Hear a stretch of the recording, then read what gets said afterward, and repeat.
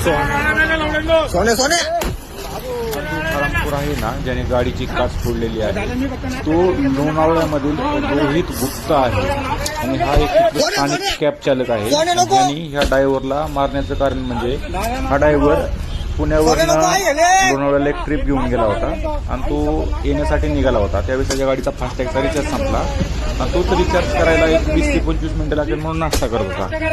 हा रोहित गुप्ता त्याला मारहाण करत आहे. सध्या ह्या गुप्ताला पोलिसांनी पकडलेला आहे आणि पोलीस स्टाईलने त्याला खाक्या दाखवलेला आहे. त्याच्या गांडीतला सगळा माज बऱ्यापैकी उतरलेला आहे. तरी पण स्थानिक जे हरामखोर नागरिक आहेत ते फक्त स्थानिकच चलतील. हरामखोरांनो, हे कायद्याचं राज्य आहे, तुमच्या बापानी विकत घेतलेलं राज्य नाहीये. त्यामुळे कायद्यात राहताल तर फायद्यात राहताल. जर अशाच पद्धतीने तुमचा नालायकपणा चांगला असाच राहिला तर लक्षात ठेवा, हे पोलीस मोकळीच आहेत तुमचा नालायकपणा उतरवायला. बघून घ्या आता.